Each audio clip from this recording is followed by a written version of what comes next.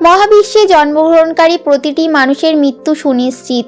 গীতায় বলা হয়েছে যে আত্মা অমর, তাই মৃত্যুর পর মানুষের আত্মাকে এই দেহত্যাগ করতেই হবে। গরুড় পুরাণ অনুসারে মৃত্যুর পর সবাইকে বৈতরণী নদী পেরোতেই হয়। কিন্তু এই নদী কোথায় অবস্থিত? কেমনই বা দেখতে হয় এই নদী? এই নদী পার হতে কষ্ট হয় নাকি সহজেই পার হওয়া যায়?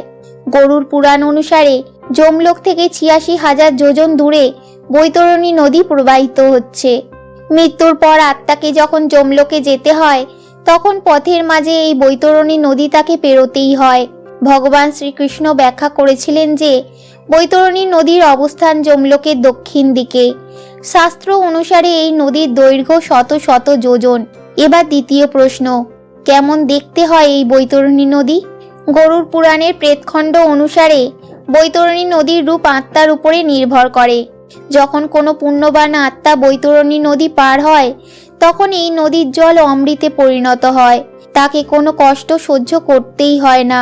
অন্যদিকে যদি কোনো পাপী আত্মা বৈতরণী নদী পার হয় তবে তাকে অনেক কষ্ট ভোগ করতে হয়। এই নদীর জল তখন টকবক করে ফুটতে শুরু করে। এই নদী তখন বিষাক্ত কীট পতঙ্গ, রক্তখেকো পাখি, অজস্র কুমির জাতীয় প্রাণীতে ভরে যায়।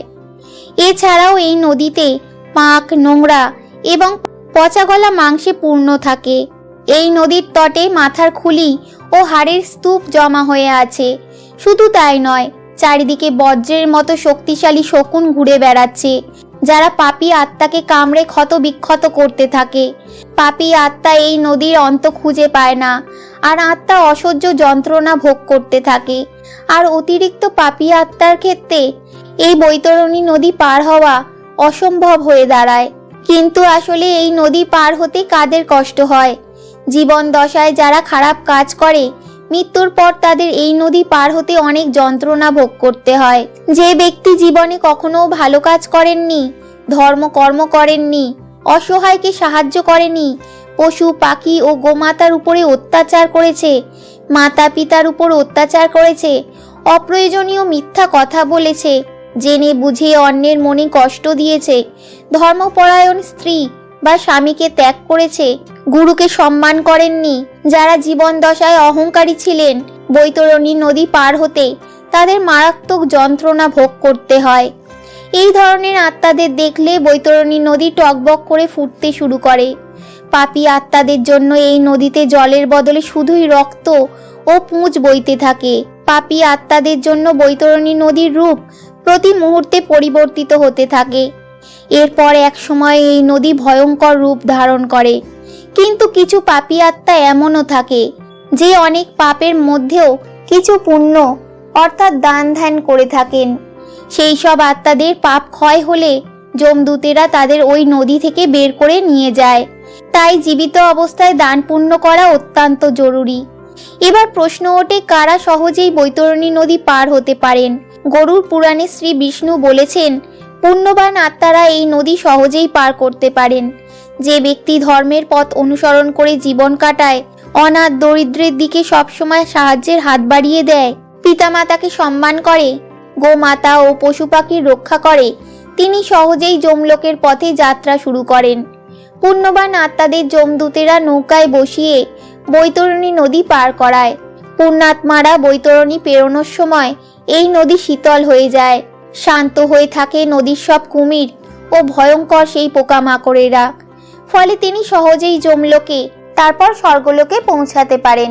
বলা হয় যে কোনো ব্যক্তি পাপী হয়েও যদি সত্যিকারের আধ্যাত্মিক গুরুকে অনুসরণ করেন তবে সেই পাপী ব্যক্তি তার গুরুর হাত ধরে বৈতরণী নদী পার হয়ে যান। গরুড় পুরাণে উল্লেখ আছে, জীবিত অবস্থায় গোদান করলে সেই সব আত্মারা গোমাতার ল্যাজ ধরে সহজেই এই নদী পার হয়ে যেতে পারে। যে ব্যক্তি খাদ্য ও সম্পদ দান করেন তার জন্য এই নদী পার করা খুবই সহজ হয়ে যায়। আর যে ব্যক্তি জীবন দশায় জমি দান করেন তাকে নৌকায় বসিয়ে এই বৈতরণী নদী পার করানো হয়।